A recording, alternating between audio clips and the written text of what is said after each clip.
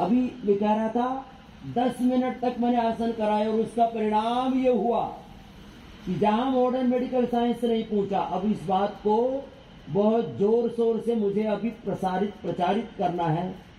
केवल प्रचार के लिए नहीं है, ये लोगों के उपचार और उपकार के लिए बहुत बड़ा तथ्य और सत्य है। पवन मुक्तासन अभी 10 मिनट तक मैं करवाता हूं, उत्तान पादासन 10 मिनट तक, ऐसे 10-10 मिनट करवाते हैं पवन मुक्तासन, उत्तान पादासन। तो मैं बचपन में कह रहा था, मैंने सुना कि एक आसन 1 घंटे में सिद्ध हो जाता है सामान्य रूप से, और 3 घंटे कोई एक स्थिति में बैठ जाए तो आसन को पूर्ण सिद्ध माना जाता है। और मैंने ये अपने बालकों से फिर करवाया, पतंजलि गुरुकुलम में, आचार्य कुलम में, पतंजलि विश्वविद्यालय में, और पतंजलि योग समिति महिला, पतंजलि योग समिति भारत, स्वाभिमान युवा भारत, हमरो स्वाभिमान, और हमारे सोशल मीडिया प्रभारियों ने अलग अलग जो हमारे योग शिक्षक है, योग कार्यकर्ता है, इनको एक एक आसन मैंने 3-3 घंटे कराया। 3-3 घंटे मैंने शीर्षासन करवाया। लोग कहते थे 3 घंटा शीर्षासन करेंगे तो दिमाग के नसें फट जाएंगी और प्राण ब्रह्मरंध्र में चढ़ जाएगा। मैंने कहा आपको चढ़ा के ही देखना होता क्या है। और किसी को कोई गड़बड़ी नहीं। कितने घंटे तक करवाया एक आसन मैंने? 3 घंटे तक।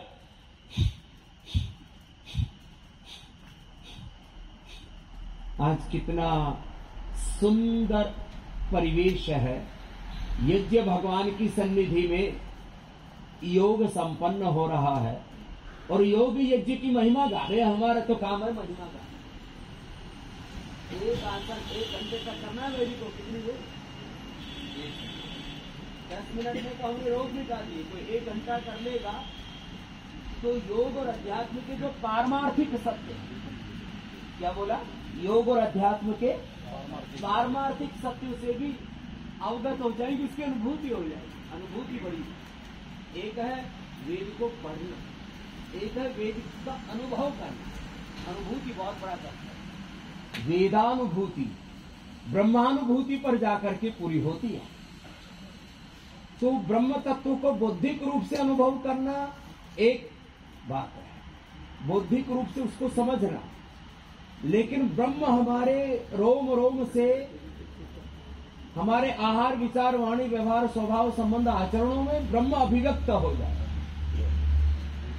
जैसे हम कहते हैं ब्रह्मविद ब्रह्मेव भवति, ऐसे ही जो वेदविद हैं वो ब्रह्मविद होकर के, आत्मविद होकर के, शिवो भूत्वा शिवम यजेत भजेत होकर के उस अनुभूति से अभिषिक्त हो जाए, अनुप्राणित हो जाए, आशीषित हो जाए। तो एक एक आसन को हमने ऐसे, अब जिनको लीवर किडनी की प्रॉब्लम है, जिनको पाचन तंत्र के रोग है और वात पित्त कफ दोष आदि बहुत बड़ा ये तो बखेड़ा है बीमारियों, एक आसन को अभी मैं 10 ही मिनट तक करवाता हूं, और जो अधिक नहीं कर पाते तो एक आसन को 1 घंटे तक अधिकतम करवाता हूं। 3 घंटे तक मैंने करवाया। ये भी पहली बार पतंजलि से ही प्रयास हुआ। मैंने सुना था बचपन में, और उसको जब करके देखा तब पाया कि जो कठिन न कर सके कम से कम पवन मुक्तासन भी कर सकते। मैंने एक एक आसन को 3-3 घंटे, माने सरल आसन पवन मुक्तासन से लेकर के गोमुखासन आदि को और गर्भासन आदि को, गर्भासन को थोड़ा कठिन होता है, गर्भासन को भी, शीर्षासन को भी 3-3 घंटे एक एक आसन को लगातार मैंने करवाया और ये पाया उससे एक दिव्य रूपांतर अंदर से शुरू हो जाता है। पवन मुक्तासन, उत्तान पादासन, नौकासन, पादांगुष्ठ नासा स्पर्शासन, अधिक न कर सके तो कम से कम ये पवन मुक्तासन और सेतु बंध लंबा का, इसको तो लंबा कर सकते, इसमें क्या। और जब एक स्थिति में सरसुखमासनम प्रयत्न शैथल्य अनंत समापत्तिभ्याम होकर के यह आसन का विधान, जैसे महर्षि पतंजलि ने कहा, सरसुखमासन प्रयत्न शैथल्य अनंत समापत्तिभ्याम, और तत्प्रतिषेधार्थम एक तत्व अभ्यास ईश प्रधानात्म तीव्र संवेगानामासन्न अथ योगानुशासन। अब इन सब की संगति एक ही है, अपने शरीर इंद्रियों मन प्राण विचार भाव संवेदनाओं को साधते हुए अपने स्वरूप में प्रतिष्ठित हो जाना। अथ योगानुशासन योगश्चित्त वृत्ति निरोधा तथा दृष्टु स्वरूप अवस्थान, और उसके लिए अभ्यास वैराग्य अभ्याम तन निरोध, और फिर सारे अभ्यास वैराग्य अभ्याम तन निरोध के साथ साथ ये जो तीव्र संवेगानामासन ईश्वर पुनदानाद्वा तत्प्रतिषेधार्थम एक तत्व अभ्यास। अब इसको कैसे भी कह लो, पुरुषार्थ शून्यानाम गुणानाम प्रतिप्रसवा कैवल्यम स्वरूप प्रतिष्ठा व चित्त शक्ति, सब अपने आप को साधते हुए इस तरह से आगे बढ़े कि हम धीरे धीरे गुणातीत हो जाए, भावातीत हो जाए, त्रिगुणातीत हो जाए। अब ये सर्वांगासन भी 3 घंटे तक, शीर्षासन भी 3 घंटे तक हमने करवाया हुआ, तो आज तो हम खाली सिंबॉलिक बात कर रहे हैं। 3-3 घंटे जिनको करना है उनको तो फिर थोड़ा विशेष पुरुषार्थ करना पड़ेगा। सारे वैदिकों को सुनो भाई, हम भी वैदिक, आप भी वैदिक, बस हम में और आप में बस इतना ही भेद है वर्णाश्रम का। हम संन्यास धर्म को बरत रहे हैं, आप वेद धर्म में बरत रहे हो, और वेद धर्म और संन्यास धर्म योग धर्म कोई भिन्न नहीं है। एकम सद्विप्राह बहुधा वदंती, तो थोड़े बहुत कुछ वर्णाश्रम धर्म में चातुर्वर्ण्यम मया सृष्टम, गुण कर्म विभाग सह थोड़ा बहुत गुण कर्म का भेद हो जाता है। और ऐसे एक घंटे तक 3-3 घंटे तक मैंने कहा, और अभी तो मैं इस दिशा में आगे बढ़ ही रहा हूं निरंतर, कि कैसे एक एक प्रक्रिया को समग्रता के साथ निष्पादित करते हैं, तो उससे कैसे दिव्य रूपांतर हमारे जीवन में घटित होते हैं। वह अपने आप में एक बहुत बड़ी अनुभूति है, बहुत बड़ा आविष्कार है, बहुत बड़ा चमत्कार है, बहुत बड़ा इस जगत के लिए उपकार है हमारे पूर्वजों का। ये हमारी बहुत बड़ी सांस्कृतिक विरासत है। भाई ये अलग अलग शब्दों का प्रयोग इसलिए करता हूं कि अपनी अपनी भाव चेतना के साथ लोग इन तत्वों को समझ सके। मैंने कई बार कहा है, हमारे बालक कर लो, जिनको शीर्षासन लंबा करना है 5-10 मिनट लंबा करो। कुछ बालक कर रहे हैं, एक बार इनका अभिनंदन है।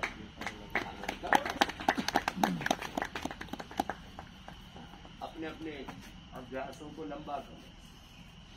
और मैंने कहा है कई बार इस बात को,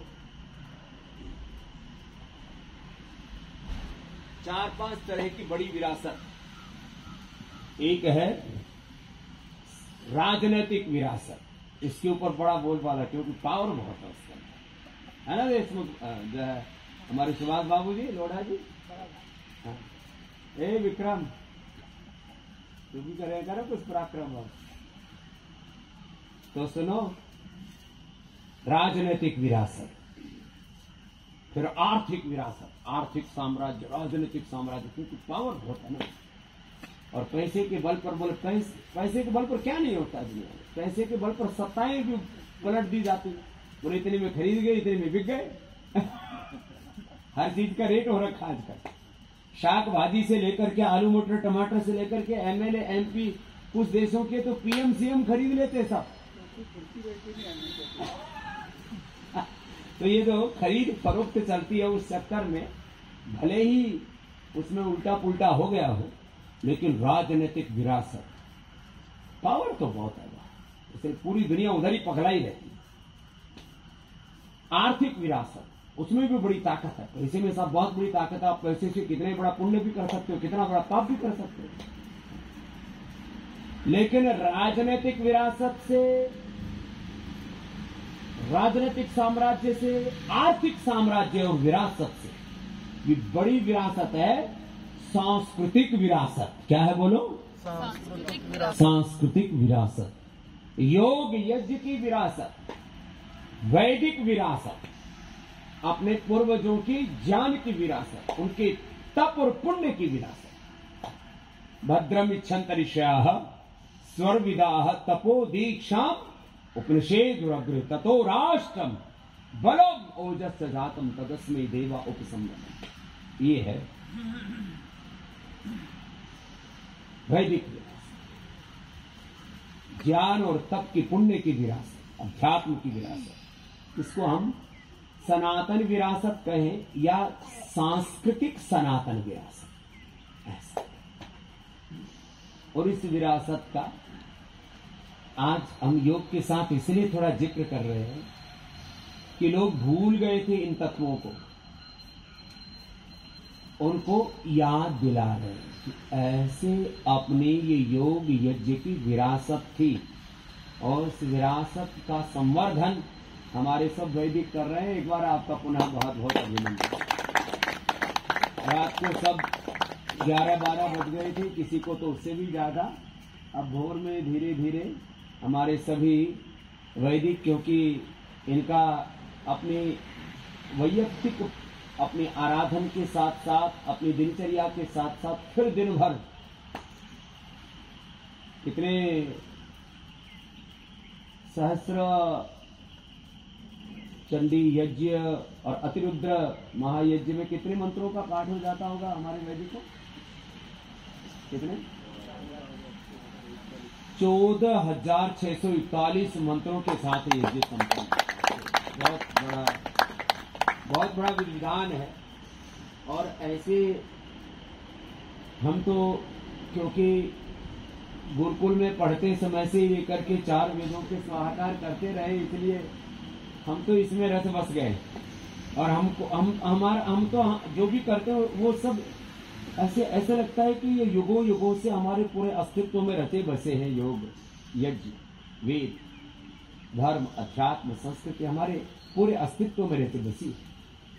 तो मैं जो बोल रहा था, सबसे बड़ी विरासत है सांस्कृतिक सनातन वेद विरासत, योग यज्ञ की विरासत। और उसी सांस्कृतिक सनातन योग यज्ञ की वेद की विरासत को बढ़ाने वाले हमारे जो वैदिक हैं और जिनके लिए पूज्य गोविंद देवगिरी जी महाराज जी कह रहा था वीर वैदिक हैं, उनको प्रणाम करते हुए आज हम कुछ बातों को यहाँ कह रहे हैं।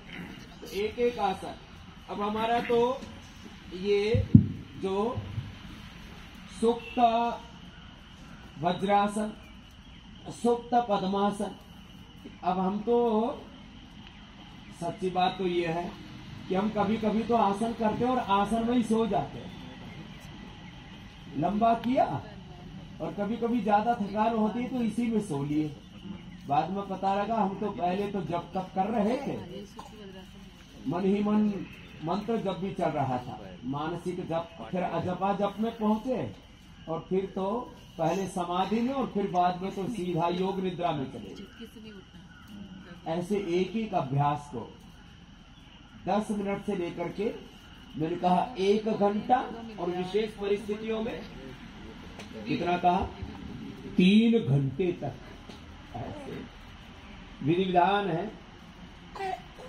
और चलो अब सहज आसन और बताते हैं जो रोज हम करवाते हैं। तो हमारे कुछ भाई करो मंडूक आसन करो, एक बात पागल कर तो मंडूक आसन कर। और जो है सुरेश जी गोमुखासन करेंगे। कुछ मंडूक आसन करो, कुछ योग मुद्रा आसन करो। मैं तो एक बार थोड़ा थोड़ा करके बता देता हूँ। जो खू खू कर रहा है ना बालक, इसको आज स्वासारी पिला देना। क्या नाम है इसका? ए इधर आओ छोटे बालक, योगाग्नि नाम।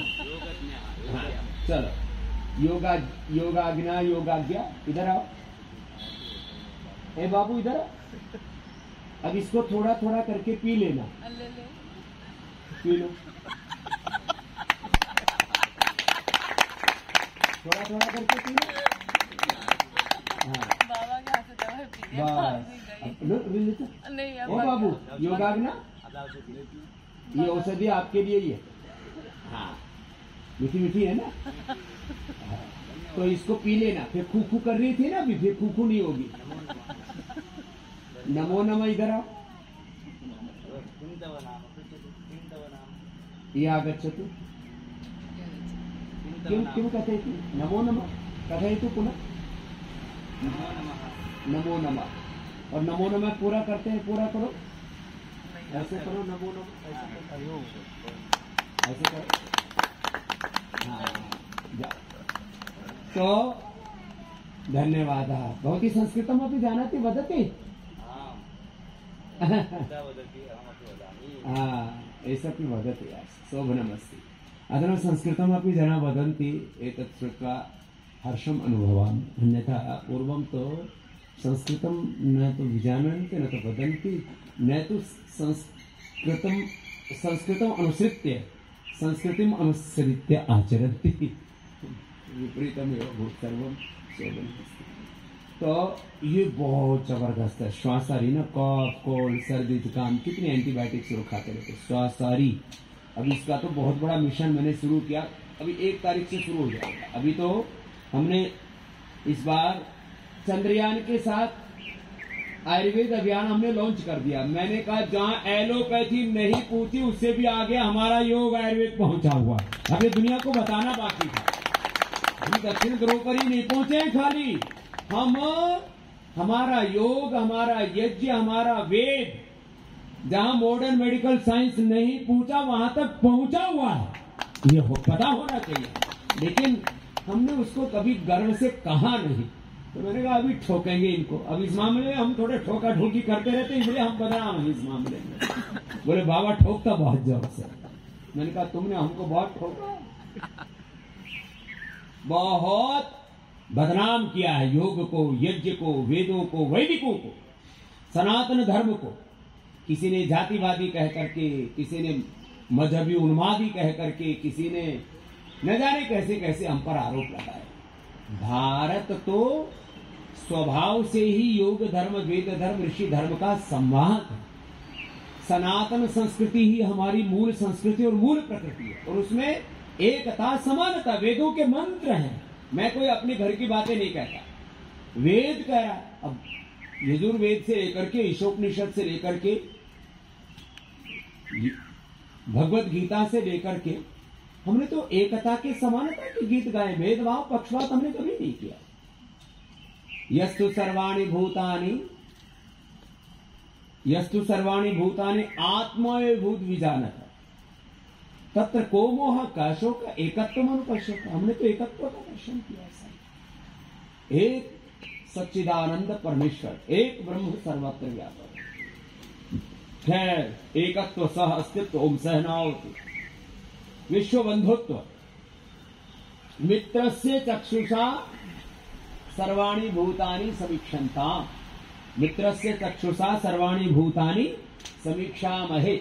हम किसी को भी अपने से भिन्न देखते नहीं, परमात्मा से भिन्न नहीं देखते। एक ही ब्रह्म तत्व सब में, सच्चिदानंद परमात्मा। और हम सब में एक ही आत्म तत्व, इसलिए सब में मैत्री।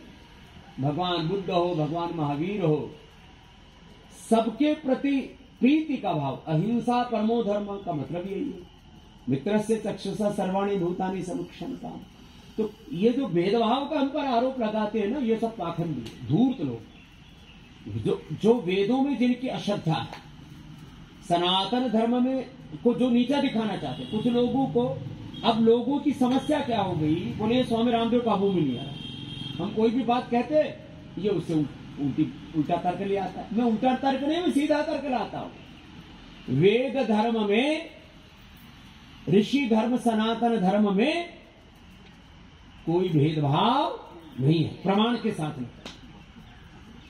अब मुसीबत क्या हो गई इन पाखंडी लोगों की, जो योग के, यज्ञ के, वेद के, भारतीयता के विरोधी हैं। उन्होंने तो वेद पढ़े नहीं, और हमने वेद भी पढ़ लिया, विज्ञान भी पढ़ लिया।